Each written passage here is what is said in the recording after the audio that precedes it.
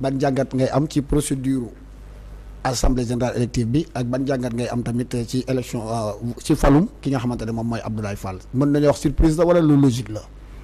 non man lu moo dugg ci schéma surprise parce que tout simplement.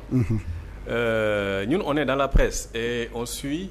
Je parle même pas des candidats parce qu'il n'avait pas déclaré sa candidature mais on suit les hommes qui font le football ici au Sénégal xam nañu bu baax ci lu ñu nekk te Abdoulaye Fall félicitations au passage gis nañ ne il a commencé à tisser sa toile depuis presque 2 ans ou 3 ans parce que moom tel na waajal boppam parce que xamoon na fu mu bëgg a dem la preuve boo xoolee sa présence même sur le terrain s'est intensifiée l'année dernière parce que sur les 14 ligues si je me trompe pas Abdoulaye Fall a été le parrain des 11 ligues sur 14 wala 12 wala 11 ou 12 ça veut dire tout simplement moom anticiper woon na par rapport à lu mu bëggoon def et mooy lu président Abdoulaye Sow wax léegi il fallait aller au contact des votants des clubs pour non seulement apporter ton soutien par rapport aux organisations aux événements sportifs yu ngay organiser et gagner également l'empathie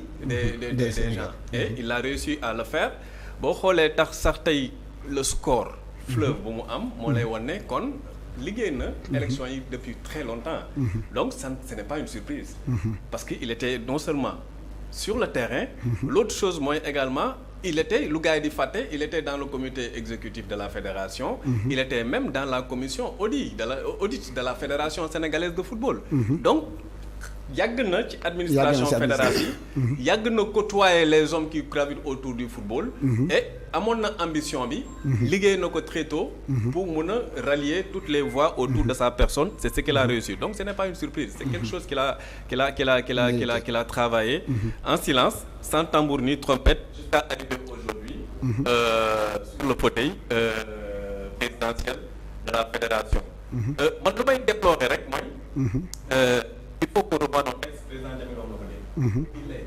anormal juste pour fal un président de la fédération sénégalaise de football ñu war ko def 24 heures et plus sa waaye président de la république sax duñ ko fal 24 heures waaw te sax ñuy fal président de la fédération sénégalaise de football 24 heures alors que le fichier électoral du pour fal président de la république on est 6 millions de votants dans toute l'étendue du pays nit ñi di voter en l'espace de quelques heures résultats yi génn au plus tard à 19h 20h ñu xam kii mooy suñu nouveau président mais mon Dieu pour juste un président de la fédération sénégalaise de football ñu war ko def élection bi pendant 24 heures et poussière c'est anormal le mode de scrutin président loolu c'est une suggestion je pense que dina nekk ci seen pipeline pour la bonne marche de l'administration fédérale qu'on revoie le mode de scrutin pour un président de la fédération sénégalaise c'est anormal les gens ont d'autres chats à fouetter que de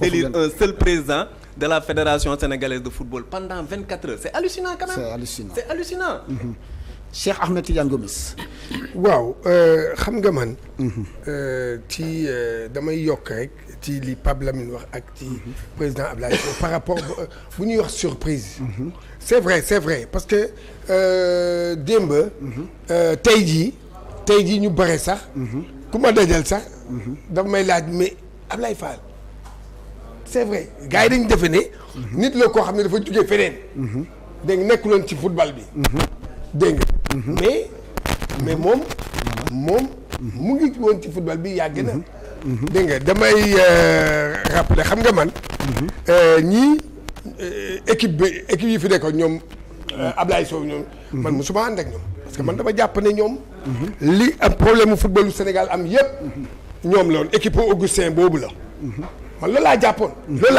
laa jàpp boo gisee problème mu texte yi ñuy wax nii parce que ñoom la ils sont comptables Ablaye Sow mi est comptable de cette affaire là dama ko yàgg di toog di leen koy wax ma ne leen seen texte yi baaxul te à chaque bu ñu paree âgé bu ñu falee Augustin ba pare presse bi li mu koy njëkk laaj da koy wax texte yi mu ne waa dañ koy changer musuñu kaa changer parce que comme li Jamil wax loolu la lu leen arrangé la woon pour ñu ci kii loolu moo tax dafa am benn wax boo xam ne Ablaye Fall en 2021 boobu lay dugg ci boobu lay ñëw.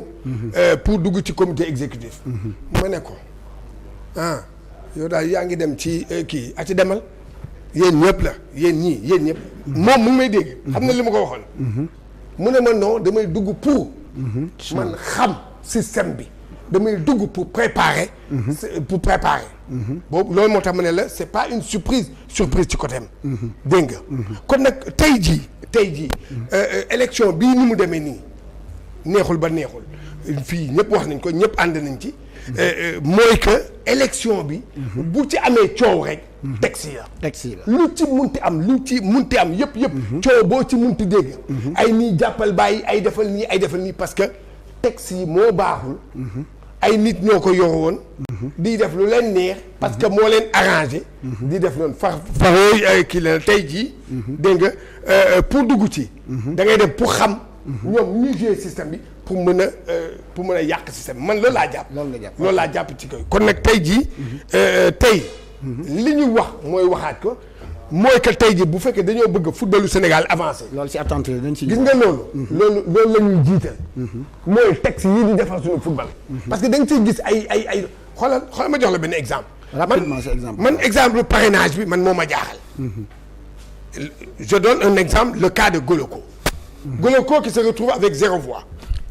moom voté wul moom. waaw non attends 0 voix. alors que il est candidat. parce que xam nga lu tax parce que mandat wu club bi moom yoru ko dañ ko parrainé rek. ki ka parrainé waaw dañ ko parrainé. ki ka parrainé voté lu ko. voilà léegi nag ki ko parrainé rek moom moo yore mandat bu sax mu ne ko man voté lu ma daal. mais xoolal ma loolu. parce que texte yi moom may waajooju loolu. kon nga xam ne texte yi. daf ci am ay yoo xam ne yu doy waar la. ok nañ si ñëwaat rapidement ñu mayaat Abdoulaye Sylla Sow mu tontu si li ko Gomis wax ne ci il est comptable. il est comptable waaw léegi day dem xooli élément wu Madi Touré parce que moom tamit moom moo ñëw deuxième ci kanamu maître Augustin Senghor bi amoon 92 voix ci premier tour bi donc day dem déglu élément wu Madi Touré après ñëwaat ci plateau bi. 2021 ma ñëw ñu gagné ma félicité maître Augustin Senghor kenn dégguma tey nag.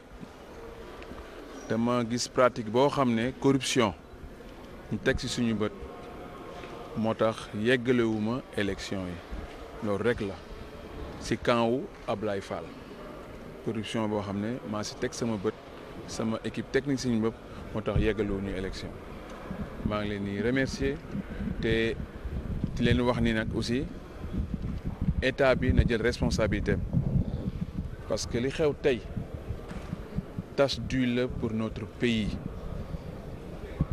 rafetul déjà élection bu mu dooree rek li mu commencé woon rek moom la terminé donc na état jël responsabilité am pour def enquête am jërëjëf. non résultat amul corruption fu mu am kañ résultat amul loo tax moo wax leen ni que man yeggalewuma élection yi jërëjëf. bu nekkoon réaction Madi Touré dañuy ñëwaat ci